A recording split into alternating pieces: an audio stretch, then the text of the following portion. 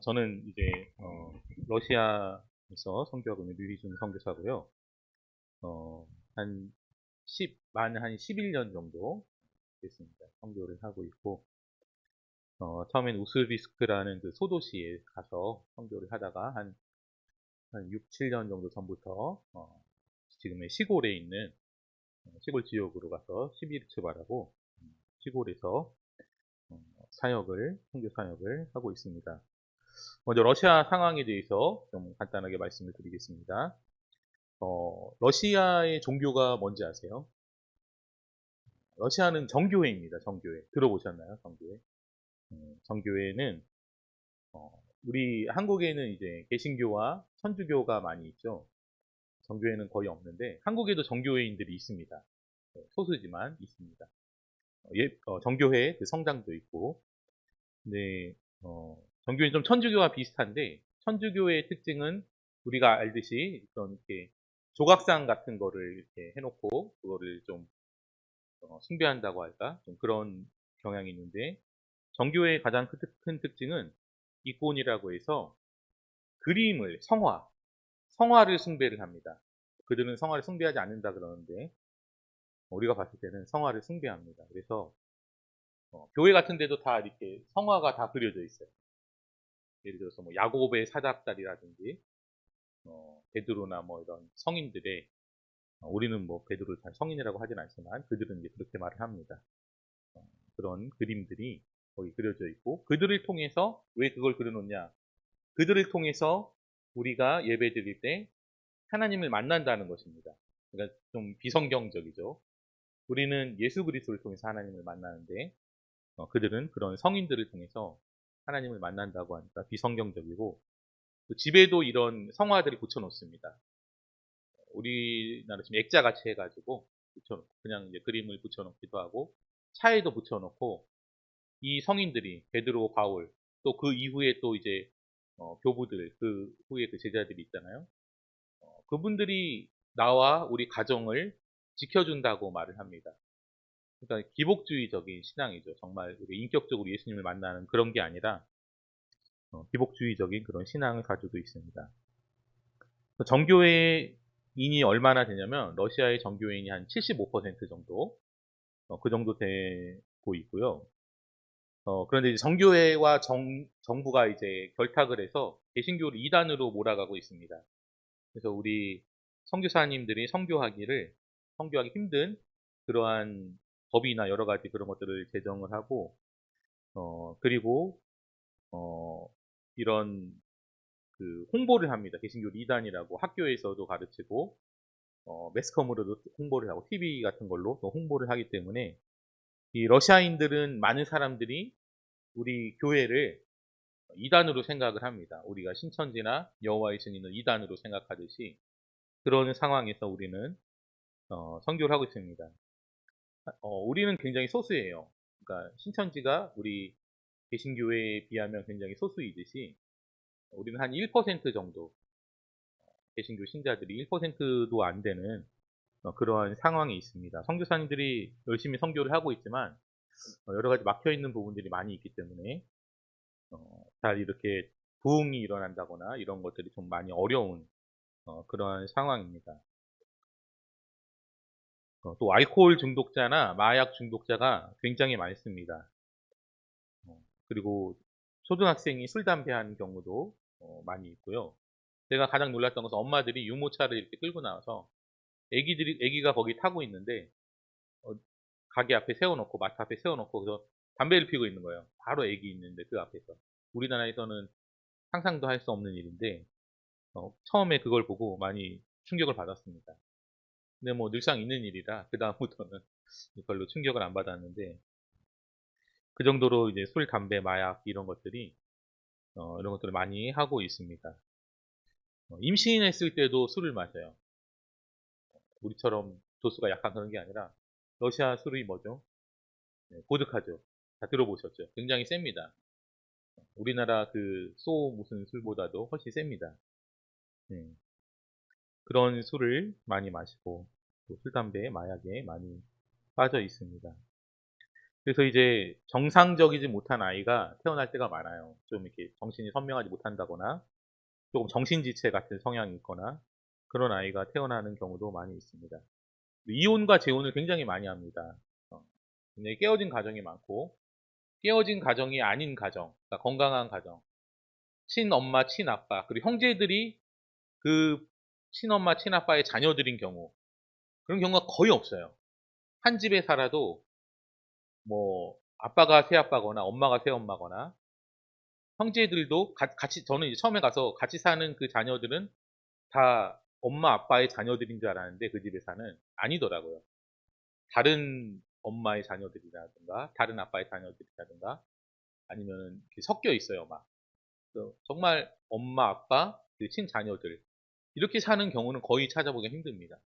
아니면은 뭐 아빠가 없다거나 엄마가 없다거나 뭐 이런 가정, 뭐 할머니 밑에서 자란다거나 아니면 엄마가 있는데 고아원으로 보내지는 아이들도 있습니다. 또 엄마가 돈을 벌어야 되기 때문에 고아원으로 보내지고 그러니까 고아원에 있는 아이들이 다 부모가 없는 아이들이 아니라 엄마가 있거나 아빠가 있는데 돌볼 수 없는 상황이어서 고아원에 보내지는 경우도 있고요.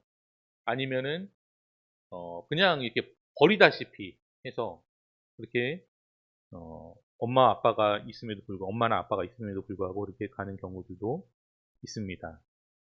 그리고 또 청소년 때 임신하는 경우가 많아서 우리가 한 2명 정도를 지금 지원하는 사역을 하고 있고요. 청소년 때 임신하는 경우가 많으면은 또 반대로 뭐가 많겠습니까? 낙태가 많습니다. 굉장히 죽어가는 아이들이 굉장히 많다는 것입니다. 어, 러시아 우크라이나 전쟁에 대해서 잠깐 말씀을 드리면 왜 일어났냐 뭐 이런 거는 이제 여러분들이 뉴스나 매스컴을 통해서 많이 보셨을 것이고 어, 러시아의 우크라이나 침공으로 인해서 많은 사람들이 이제 희생이 되었죠. 우크라이나 많은 사람들이 희생이 되었고 우크라이나가 많은 피해를 봤습니다. 근데 러시아도 많은 어려움을 겪고 있습니다. 잘 나오지 않을 수 있지만 TV에는 가장 큰 어려움은 물가가 많이 올랐다는 거예요. 한국도 물가가 좀 올라서 많이 힘들어 하시는 분들이 많이 있잖아요. 근데 그거보다 몇 배로 올랐습니다. 굉장히 러시아도 타격이 많습니다. 러시아가 뭐 잘 버티고 있다 이런 식의 뉴스도 많이 나오는데 전혀 그렇지 않습니다. 물가가 한 50% 이상 많이 오른 거는 막 두세 배 오른 것도 있어요. 그래서 굉장히 서민들이 대부분 이제 다 서민들, 소수의 부자들을 빼고는 다 서민들인데 굉장히 살기가 어려운 그런 상황이 있습니다. 그래서 전쟁의 여파로 이제 서방이 계속 제재를 하기 때문에 물가가 계속해서 오르고 있는 상황입니다. 네. 또 이제 그 스위프트 제재라고 해가지고 국제 은행망에서 퇴출을 당했어요. 러시아가 전쟁을 일으켜가지고 그래가지고 한국에서 러시아로 송금을 할 수가 없습니다. 그러니까 우리 같은 선교사들이나 유학생 같은 경우들 또 거기서 사는 사람들은 한국에서 송금을 받아야 되는데 송금을 받을 수가 없으니까 굉장히 어려운 상황이고 돈이 떨어지면 한국으로 와야 됩니다. 돈을 가지러. 또 가서 생활하다 뚝 떨어지면 와야 되고 뭐 이런 어려움이 있습니다. 그리고 카드 사용, 비자 카드나 마스터 카드 같은 카드 사용도 지금 다 중단이 되어 있습니다. 카드도 사용할 수 없고 얼마 전에 알게 됐는데 유니온페이 카드라는 것이 있더라고요. 그래서 그 카드는 사용을 할 수가 있더라고요. 그래서 요번에 우리가 한국에 와서 그 카드를 만들었습니다. 그리고 블라디보스톡 인천 그 비행기 노선도 폐쇄가 되었습니다. 그 폐쇄된 이유는 코로나 때문에 이제 폐쇄가 잠깐 된 적이 있었고 그러나 지금은 전쟁 때문에 폐쇄가 되었는데요.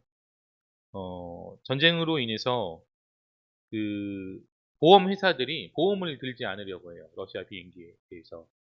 그래서 러시아 그 노선에 대해서 어, 보험을 적용받지 못하게 하기 때문에 그런 것들이 폐쇄가 되었습니다. 그래서 몽골이나 어떤 구소련 국가들, 카자흐스탄, 우즈베키스탄 같은 구소련 국가들이나 중동 등을 통해서 경유해서 들어와야 되는 그러한 상황입니다.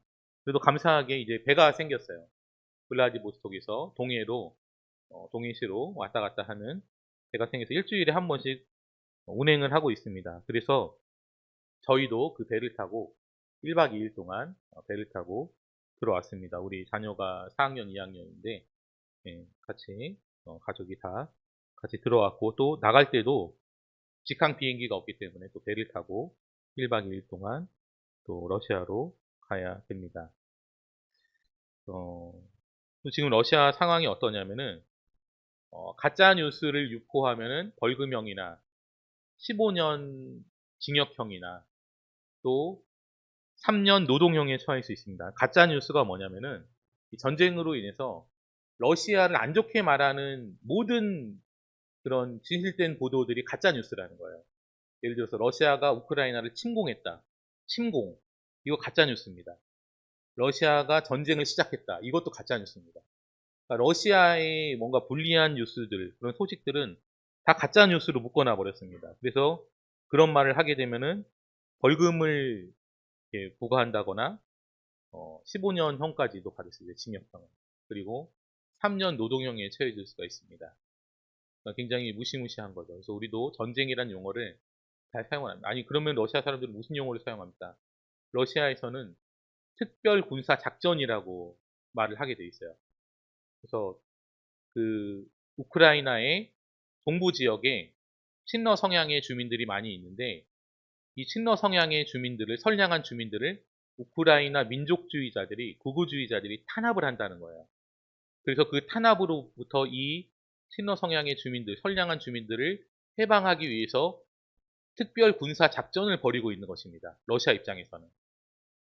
근데 이제 그렇게 말하기가 어려운 게, 그 지역만이 아니라 여러 지역들은 너무 많이 공격을 했죠. 너무 많은 사상자들을 냈고, 그래서 우리가 그걸 믿기에는 조심스럽고, 우리는 전쟁이라고 보통 표현을 하는데 잘못하면 이제 붙잡혀 갈 수 있기 때문에 한국에서는 이렇게 표현을 하지만 러시아에서는 또 전쟁이다, 침공이다 이런 용어들만 사용하면 그게 가짜 뉴스가 되어서 어려움이, 여러 가지 그 제재들을 받을 수가 있습니다. 또 러시아에서 페이스북이나 인스타그램이나 트위터 같은 SNS를 다 차단시켰어요. 왜냐하면 자기들이 불리한 내용들을, 그러니까 진실된 보도들이 또 그런 것들을 통해서 흘러갈 수 있기 때문에 다 차단을 시켰습니다. 그래서 러시아에 있는 러시아 사람들은 지금 굉장히 선한 싸움을 싸우고 있다고 생각을 합니다. 우크라이나의 악한 사람들로부터 선한 사람들을 해방시키는, 자유케 하는 정의로운 싸움을 러시아가 지금 하고 있다고 생각을 해요. 그래서 푸틴을 지지하고, 그래서 러시아를 지지하는 것입니다. 한 80% 이상이 지금 지지하는 것 같아요. 모든 언론과 인터넷과 모든 것들이 다 검열을 받고 다 러시아 정부의 입장과 다른 것들은 말을 하지 못하게 돼 있습니다. 말을 하면은 징역형이나 노동형이나 벌금형에 처해질 수 있기 때문에 말하고 15년 징역을 살 수는 없잖아요. 그죠? 그렇게 다 폐쇄시켜 놓은 상태입니다. 그러나 이제 러시아 밖에 있는 러시아인들 있잖아요. 또 우리나라도 한국에 있는 한국인들이 있고, 미국이나 유럽에 있는 다른 나라에 있는 한국인들이 있듯이 러시아 밖에 있는 러시아인들은 전쟁을 반대합니다. 그들은 전쟁이라고 말하고 러시아가 우크라이나를 침공했다고 말합니다. 듣는 정보에 따라서 달라요. 러시아 안에 있는 러시아인들은 러시아가 주는 정보만을 듣기 때문에 그런 용어들을 잘 안 쓰고, 전쟁이라고 쓰더라도 러시아가 정의로운 전쟁을 하고 있다, 이렇게 생각을 하고 있어요. 그러나 러시아 바깥에 있는 러시아 사람들은 굉장히 러시아인이라는 것을 수치스러워하는 사람들도 있고, 러시아가 전쟁을 일으킨 것에 대해서 분노하는 그런 사람들도 많이 있습니다. 그러니까 러시아인들이 다 같은 마음이 아니라 러시아 안에 있는 러시아인과 유럽이나 미국이나 이런 다른 나라인, 한국에 있는 러시아인들과는 전쟁을 바라보는 시각이 완전히 다르다는 것을 우리가 알 수 있습니다. 또 우리가 알듯이 맥도날드나 스타벅스나 여러 가지 대형 프랜차이즈들이 다 철수를 했습니다. 쇼핑몰 가면은 이 비어 있는 점포들이 굉장히 많아요. 다 철수를 했기 때문에. 우크라이나는 지금 굉장히 어려운 상황이죠. 계속 전쟁을 해야 되기 때문에 어려운 상황이고, 그러나 여기 우크라이나에는 대한성서공회부터 시작해서 많은 성경들이 보급이 되었어요. 전쟁 기간 동안에. 그리고 이들은 성경을 묵상합니다. 그리고 하나님 앞에 간절히 기도합니다. 이 전쟁을 끝나게 해달라고 하나님 앞에 기도하고. 원래 개신교인들이 우크라이나가 압도적으로 많아요. 러시아는 굉장히 적고. 또 우크라이나 사람들이 러시아에 와서 선교를 했습니다. 우크라이나 선교사님들이 러시아에 와서 선교를 했습니다. 그러나 지금은 러시아인들을 우크라이나인들이 굉장히 싫어합니다. 뭐 설명을 안 해도 다 이해를 하시겠죠. 굉장히 싫어해가지고 이 지금 선교가 막히는 분위기예요. 우크라이나에서 러시아 선교를 했는데 이것이 지금 막히는 분위기고, 러시아인들은 오히려 허리띠를 더 졸라매고 서방의 미국의 이런 유럽의 이런 정의롭지 않은 국가들의 경제 제재에 대해서 우리가 허리띠를 졸라매고 버텨야 된다. 그래서 탄압받는 선량한 친러 성향의 주민들, 돈바스 지역에, 우크라이나 동부 지역에 있는 이들을 해방시켜야 된다. 우리가 좀 가난하고 굶주리더라도. 굉장히 정의로운 생각이죠. 네, 그렇게 지금 다 러시아인들은 한 80% 이상이, 90% 정도가 그러한 생각을 지금 가지고 있습니다. 그래서 간절히 기도하거나 뭐 이런 게 없어요. 영적으로 정말 뭐 이 러시아의 미사일이 민간 시설에 뭐 미사일 공격을 받는다거나 그런 게 없잖아요. 그러니까는 간절히 기도하는 그런 게 없습니다. 영적으로 러시아는 굉장히 메말라 있고 허리띠를 졸라매고 버티고 있는 상황이고, 오히려 영적으로 보면은 우크라이나가 더 부흥하고 정말 그 미사일 폭격당하고 안타까워, 육체적으로 보면 그렇지만 영적으로 보면은 더 말씀 묵상하며 기도하면서 더 일어나고 있는 상황입니다. 그러니까는 우리가 누가 더 불쌍하냐 했을 때 제가 봤을 때 러시아인들이 더 불쌍해요. 우리는 영적인 부분을 떼놓고 생각할 수가 없기 때문에 더 불쌍합니다. 영적으로 일어나고 있는 우크라이나가 어떻게 보면은 영적으로 보면은 더 복받은 나라구나, 복받은 민족이구나, 이런 생각도 듭니다. 그래서 우크라이나를 위해서 기도하실 많은 사람들이 이제 기도를 하실 텐데 러시아를 위해서도 기도해 주시기 바랍니다. 러시아가 나쁜 나라가 아니에요. 전쟁을 일으킨 것도 뭐 대통령이 일으킨 것이지 국민들의 의견하고는 상관이 없습니다. 대통령 한 명이 일으킨 것이지 러시아인들을 위해서 기도해 주시고, 러시아 선교사님들 이제 힘들고 어렵게 선교를 합니다. 여러분들이 뭐 중동이나 뭐 이슬람 국가, 불교 국가에서 힘들게 선교하시는 선교사님들에 대해서 많이 아실 텐데, 러시아도 굉장히 선교하기가 척박한 땅입니다. 선교사님들 수에 비해서 개신교인들의 숫자가 굉장히 미미합니다. 왜냐하면 여러 가지 법이나 뭐 홍보나 여러 가지 탄압들이 계속 들어오기 때문에 굉장히 어려운 상황입니다. 그래서 여러분들이 러시아인들과 또 러시아와 러시아 선교사님들을 위해서도 기도해 주시면 감사하겠습니다. 저희 사역에 대해서 잠깐 나누겠는데요. 저희는 이제 식료품 지원 사역을 하고 있습니다. 매월 1회 가난한 7가정에 식료품을 지원해주는 사역을 하고 있습니다. 원래 2가정부터 시작을 했는데 하나님께서 은혜를 주셔서 7가정에 식료품을 지원하고 있습니다. 한 가정당 2,000루블, 한 43,000원을 지원을 해서 7가정 한 30만 원 정도를 지원을 하고 있습니다. 또 석탄 지원 사역을 하고 있습니다. 10월부터 2월간, 5개월간, 2월까지 5개월간 매월 가난한 2가정에 석탄을 지원하는 사역을 하고 있습니다. 그래서 한국의 연탄은행에서 재정의 반 정도를 지원해주고 나머지 반은 우리 교회에서 그렇게 지원을 하고 있습니다. 그래서 한 달에 40만 원 정도 그렇게 2가정 석탄을 지원하고 있습니다. 러시아는 석탄을 뗍니다. 우리는 다 가스보일러, 뭐 아니면은 뭐 기름 보일러를 떼는데 러시아는 대부분 석탄을 떼고, 우리나라도 옛날에 석탄을 뗐잖아요. 그런 것처럼 굉장히 열악하고 가난한 나라입니다. 그리고 석탄 언제까지 떼냐? 한 10월부터 원래는 한 4월, 5월까지는 보통 떼는데 한국 연탄은행에서 2월까지만 지원해 주는 걸로, 거기도 좀 사정이 있겠죠. 그래서 그 한국 연탄은행과 연결된 한국의 한 교회에서 그렇게 지원을 해주고 있습니다. 또 우리가 장학사역을 하고 있습니다. 러시아의 학제는 11학년까지 있습니다. 우리는 초중고 하면 12학년 되잖아요. 러시아는 11학년까지 있고, 또 9학년을 마치면은 졸업을 해서 직업 전문학교 같은 데를 갈 수가 있어요. 그래서 거기에 가는 아이들이 많은데 한 4명의 아이들을 1인당 3,000루블씩 7만 원 정도 매월 장학금을 지급하고 있고, 한 아이는 너무 가난해서 12만 원 정도의 장학금을 지원해 주고 있습니다. 그래서 한 40만 원 정도 이렇게 장학금 지원이 매월 나가고 있는 것 같습니다.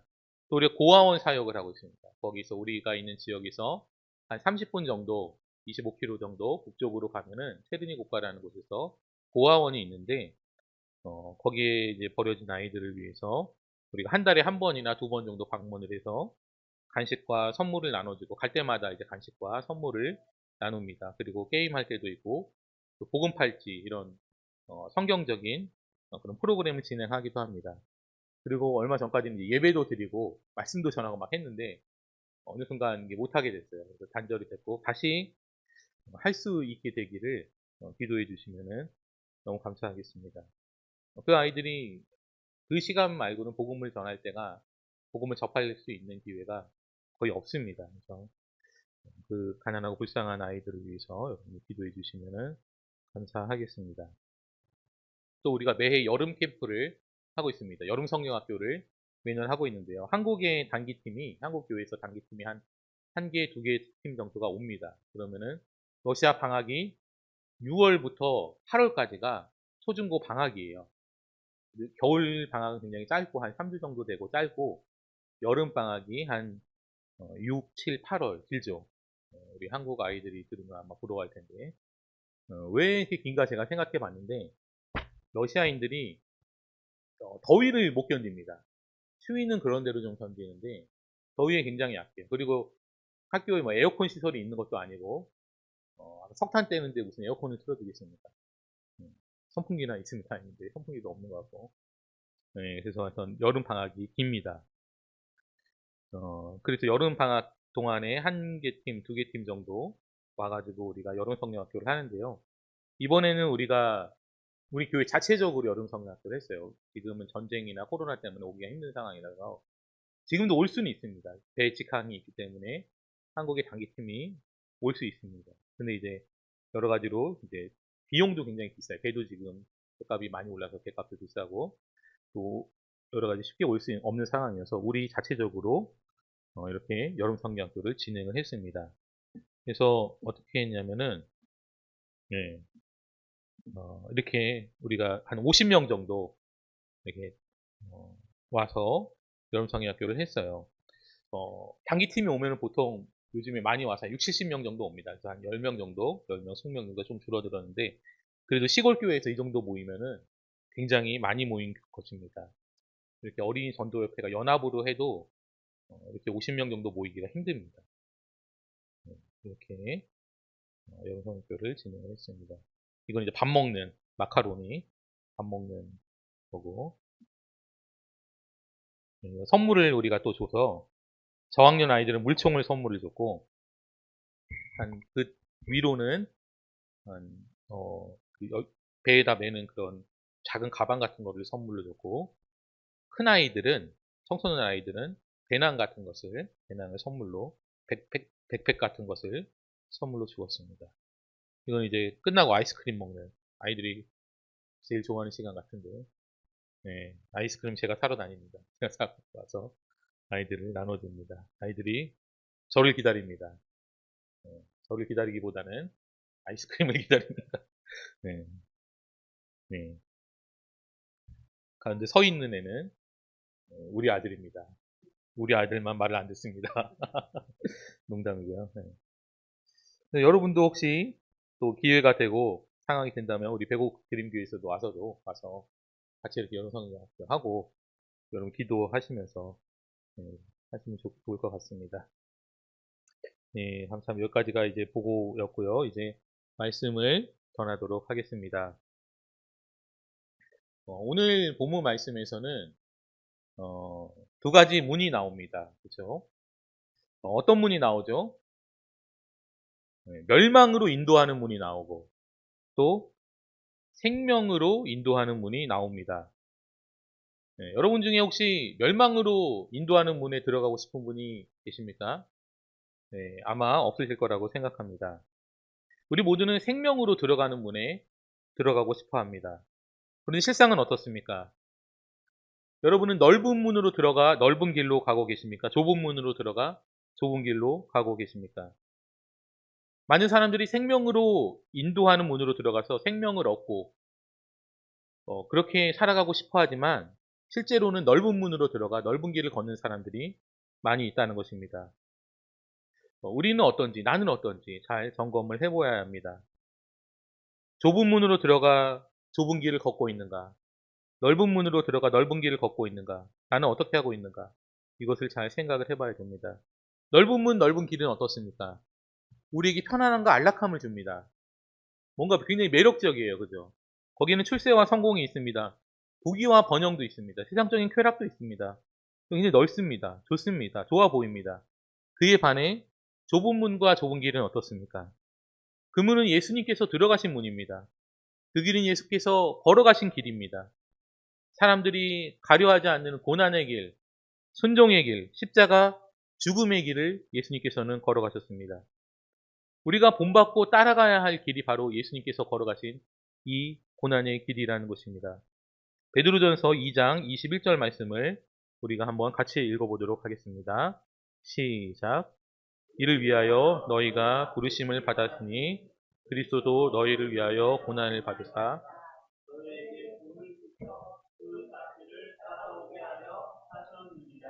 아멘.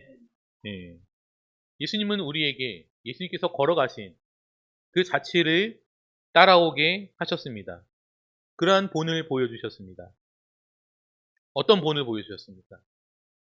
편안함과 안락함을 누리는 본, 성공과 번영, 부귀 영화와 향락 같은 그런 본을 보여주신 것이 아니라 고난의 자취를 따라오게 하셨습니다. 어떤 고난입니까? 우리가 나의 출세를 위해서 받는 고난, 나의 성공을 위해서, 부귀 영화를 위해서 그런 고난이 아닙니다.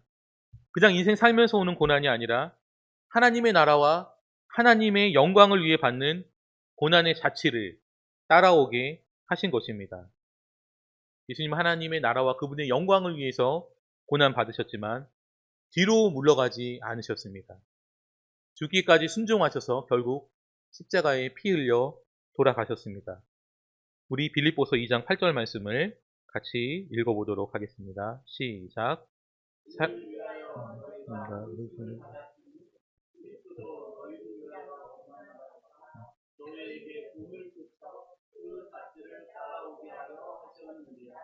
이게 좀 이게 같이 돼 있는 잘못 나왔네요. 빌립보서 2장 8절 말씀을 제가 다시 읽어주도록 하겠습니다. 사람의 모양으로 나타나사 자기를 낮추시고 죽기까지 복종하셨으니 곧 십자가에 죽으십니다. 다시 한번 읽겠습니다. 사람의 모양으로 나타나사 자기를 낮추시고 죽기까지 복종하셨으니 곧 십자가에 죽으십니다. 네, 예수님은 어떻게 하셨다고요? 십자가에 죽기까지 하나님께 순종했다는 것입니다.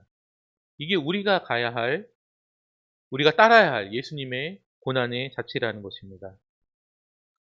십자가에 죽기까지 순종하신 예수님으로 인해서 생명이 우리에게 들어왔고 많은 사람들이 구원을 받게 된 것입니다. 하나님 말씀에 죽기까지 순종하는 것은 어떻습니까? 힘들어 보입니다. 어려워 보입니다. 버겁습니다. 그러나 끝까지 순종하는 그런 사람들을 통해서 하나님께서는 하나님의 나라를 이루어 가시고 하나님의 뜻을 이루어 가시는 그러한 놀라운 일을 행하십니다. 우리 다음 말씀을 읽어보도록 하겠습니다. 요한복음 12장 24절 말씀 같이 읽겠습니다. 시작. 내가 진실로 진실로 너희에게 이르노니 한 알의 밀이 땅에 떨어져 죽지 아니하면 한 알 그대로 있고 죽으면 많은 열매를 맺느니라. 아멘. 한 알의 밀이 땅에 떨어져 죽지 아니하면 한 알 그대로 있습니다. 그러나 죽으면 많은 열매를 맺습니다.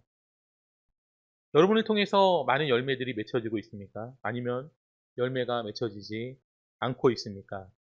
만약 열매가 맺혀지지 않는다면 내가 죽지 않았기 때문이라고 말씀하시는 것입니다. 요한복음 12장 25절 말씀이 다음 절 말씀인데요. 같이 읽어보도록 하겠습니다. 시작. 자기의 생명을 사랑하는 자는 잃어버릴 것이요. 이 세상에서 자기의 생명을 미워하는 자는 영생하도록 보존하리다. 아멘. 네, 저는 이 말씀을 보면 어떤 분이 생각납니다. 성경에 나오는 분은 아니지만 어떤 분이 생각나요. 누가 생각나냐면 이순신 장군이 생각나요. 명랑해전을 앞두고 이순신 장군이 한 말이 생각납니다. 단지 12척의 배로 200여 척의 배를 200여 척의 왜군을 상대해야 하는 그런 상황에서 이순신 장군이 어떤 말을 했습니까? 생즉사 사즉생 이런 말을 했습니다. 뭐냐면 살고자 하면 죽을 것이고 죽고자 하면 살 것이다. 이런 말을 남기고 이순신 장군은 명랑해전을 승리로 이끌었습니다. 이 말에는 상당한 역설이 있죠. 자기 목숨을 부지하려고 이런저런 궁리를 하고 이런저런 방법을 사용하는 사람은 죽을 것이고 목숨을 아까워하지 않고 죽을 각오로 싸우는 사람은 살 것이다. 네, 정말 요한복음과 우리가 읽었던 25절 말씀과 비슷한 말씀인 것 같아요. 성경을 몰랐을 텐데요. 어떻게 이순신 장군이 이런 말을 했는지 참 저는 신기합니다. 네, 자기의 생명을 사랑하는 자는 잃어버릴 것이요. 이 세상에서 자기의 생명을 미워하는 자는 영생하도록 보존하자. 여러분은 자기 생명을 사랑하는 자입니까? 자기 생명을 미워하는 자입니까? 자기 생명을 미워하라고 해서 오늘 당장 뭐 한강에 가서 뭐 다리 위에서 떨어져라 뭐 이런 말씀은 아닐 것입니다. 하나님의 나라와 그분의 영광을 위해서 자기 목숨까지 내놓고 하늘의 밀로 썩어진다면 그것을 통해서 그 죽음을 통해서 많은 열매가 맺힐 것이라는 것입니다. 그러니까 자기 목숨을 아까워하지 않고 주님의 나라와 주님의 영광을 위해 일할 때 하나님께서 그 사람을 통해서 하나님의 나라를 이루어 가지고 많은 열매들을 맺게 하실 것이라는 그런 말씀입니다. 저는 러시아 선교를 하면서 건강이 많이 안 좋아졌습니다. 네, 등치는 좋아 보이지만 건강이 많이 안 좋아졌습니다. 허리 디스크도 있고요. 목 디스크도 있습니다. 위염도 있고 역류성 식도염도 있습니다. 간 수치도 높다 그러고 고혈압도 있고 당뇨는 아니 제가 무슨 병이 있는지 저도 막 써와야 돼요. 당뇨는 아니지만 당이 또 있다고 합니다. 눈에는 안구 건조증과 비문증이 있고 또 비염도 있고 가슴 통증이 있을 때도 있고 여러 가지 병들이 있습니다. 그래서 제 몸에 신경을 많이 썼어요. 죽지 않으려고 뭐 죽을 병은 아닌데 또 많이 아프다 보니까는 또 이러다 죽으면 어떡하지 막 이런 생각도 들고 죽지 말아야겠다. 선교지에 있으면서도 죽을 병은 아니지만 그런 생각을 했습니다. 몸이 안 좋아지고 겨울에는 또 막 영하 30도가 넘어가요. 추워요 굉장히. 예전에는 영하 40도도 넘어간 적이 있었는데 지구온난화 때문에 조금 따뜻해졌습니다. 따뜻해진 게 한 영하 30도를 좀 넘어갑니다. 그리고 제가 좀 추위에 약하다 보니까는 좀 이 러시아도 다 추운 게 아니라 남쪽으로 가면 조금 따뜻합니다. 블라디보스톡이나 또 그 밑으로도 있는데 그 따뜻한 지역에서 선교하시는 선교사님들도 계세요. 부럽습니다. 언젠가는 저도 그곳으로 가야겠다 막 이런 생각도 하고 나만 왜 추운 데서 시골에서 이렇게 고생하고 있나 막 이런 생각도 하고 막 그러는데 그래서 제가 건강에 많은 신경을 쓰게 되었습니다. 어느 때부터인가. 그러니까 자기 생명을 사랑하는 자가 되어버렸어요. 근데 자기 생명을 사랑하는 자는 잃어버릴 것이라고 말씀하셨습니다. 자기 생명을 미워하는 자가 영생하도록 보존할 것이라고 말씀하셨습니다. 근데 이런 고통 속에서 하나님께서 원하시는 것은 목숨을 아까워하지 않고 예수님의 그 고난의 자취를 따라가는 것이다. 이런 마음이 계속 들어오는 거예요. 저도 모르게. 저는 이제 제 몸을 좀 사려가면서 저의 안위를 좀 지켜가면서 이렇게 좀 사역을 하려고 했는데 어느 순간 하나님의 음성이라고 해야 될지 이 말씀이 자꾸 들어오고 이 말씀이 생각나고 하나님이 원하시는 것은 목숨을 아까워하지 않고 예수님의 자취를 따라가는 것이다. 예수님이 그렇게 하셨듯이 그러한 생각을 많이 하게 되었습니다. 그래서 요즘에는 제 건강에 집중하기보다는 하나님 나라와 그분의 영광을 위한 삶에 집중하고 또 하나님의 말씀에 순종하는 것에 집중하려고 그렇게 하고 있습니다. 여러분 중에 혹시 자기 생명과 자기 안위에 너무 많이 집중하시는 분들 또 가족의 안위에 너무 많이 집중하시는 분들이 있다면 그것까지도 온전히 주님 손에 맡겨드리시기 바랍니다. 내가 해서 해결될 문제가 아니에요. 하나님이 지켜주시고 하나님이 보호하시고 하나님이 인도하셔야지 내가 뭐 한다고 그게 되는 일이 아닙니다. 그렇다고 건강을 등한시해라, 몸을 막 굴려라 이런 것은 아닙니다. 건강검진을 받지 말라는 그런 것도 아니고 병원에 가지 말라는 말씀도 아닙니다. 저도 얼마 전에 건강검진을 받았습니다. 네, 병원도 다니고 있습니다. 중요한 것은 내 생각이 지나치게 나의 안위, 나의 건강 이런 거에 집중되어 있어서는 안 된다는 것입니다. 우리의 생각이 어디에 집중되어 있어야 되냐?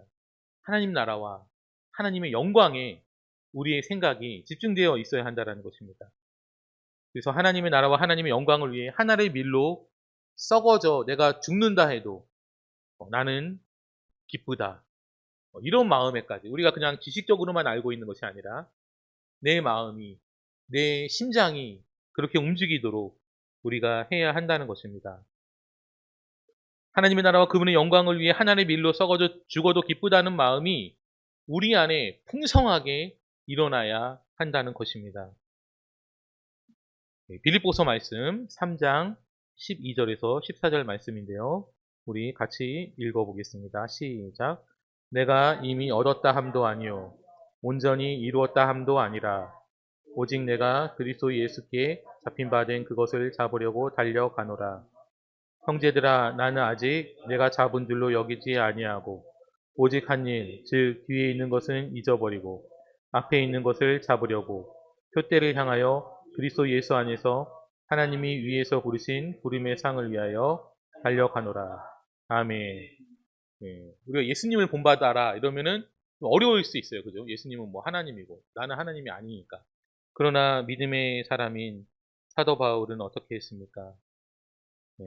온전히 자신도 이룬 것은 아니지만 표대를 향하여 그리스도 예수 안에서 하나님이 위에서 부르신 부름의 상을 위하여 나는 달려가고 있노라라고 말씀하고 있습니다. 여러분 우리는 이 훌륭한 우리의 믿음의 스승이신 이 사도 바울을 본받아야 합니다. 표대를 향하여 우리도 한 걸음 한 걸음 나아가야 한다는 것입니다. 여러분 표대가 있습니까? 올해는 내가 연봉 얼마를 받아야겠다. 우리 자녀를 어느 대학에 입학을 시켜야겠다. 우리 자녀를 몇 등을 만들어야겠다. 그런 표대 말고 주님의 나라와 주님의 영광을 위한 그런 표대가 있습니까? 그것을 하루하루 생각하며 묵상하고 여러분 살아가고 있습니까? 사도 바울은 그 부름의 상을 위해 달려간다고 말했습니다. 그래서 저는 제가 저를 봤을 때 달려가지는 못하는 것 같아요. 때로는 걸어가고 때로는 주춤거리고 때로는 쓰러지고 넘어집니다. 어떨 땐 기어갑니다. 그러나 우리가 분명한 것은 기어서라도 가야 됩니다. 우리가 표대를 향하여 한 걸음 한 걸음 정말 기어서라도 나아가야 한다는 것입니다. 작은 발걸음을 우리가 내디뎌야 하니 저도 큰 발걸음을 내딛지 못합니다.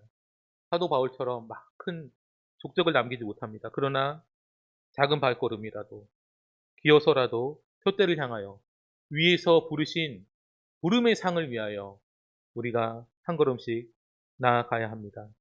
때로는 넘어지고 실패하지만 하나님의 은혜로 다시 일어나게 해주십니다. 우리가 넘어지고 실패하더라도 다시 하나님을 바라봐야 돼요. 다시 하나님의 말씀을 묵상하고 기도할 때 하나님의 은혜가 부어지며 다시 일어나게 해주십니다. 성교를 하다 보면 많은 고난이 있습니다. 많은 역경이 있습니다. 많은 어려움이 있습니다. 넘어지고 실패할 때도 있어요. 그러나 거기서 포기해서는 안 됩니다. 다시 하나님을 바라보는 것이죠. 다시 말씀 속으로 들어가는 것이죠. 다시 기도하기 시작하는 것이죠. 그럴 때 하나님의 은혜가 부어지고 내가 어떻게 살아가야 될지 하나님께서 알려주시기 시작하십니다. 하나님의 나라와 하나님의 영광을 위한 삶만이 우리가 살아야 할, 내가 살아야 할 그러한 삶이라는 것을 하나님께서 말씀해 주시기 시작하십니다. 우리 함께 표대를 향하여 그리스도 예수 안에서 하나님이 위에서 부르신 부름의 상을 위하여 한 걸음 한 걸음 나아갈 수 있기 원합니다. 뛰어가지 못하더라도 날아가지 못하더라도 달려가지 못하더라도 걸어서라도 기어서라도 갈 수 있기를 원합니다. 생명으로 인도하는 좁은 문으로 들어갈 수 있길 원합니다. 좁은 길을 걸어갈 수 있길 원합니다. 우리 예수 믿는 사람, 예수 믿는다고 말하는 사람들, 교회 다니는 사람들도 대부분 한국 교회 보면은 한 8, 90% 정도가 넓은 길을 가고 있더라고요. 넓은 문으로 들어가서 넓은 길을 가고 있어요. 그러나 여러분 우리는 우리 소수입니다. 뭐 몇 명 안 되지만 여러분 예수님의 제자들도 소수였습니다. 그 소수의 사람들이 사회를 변혁시켰고 또 구원의 문을 온 세계 가운데 활짝 열었습니다.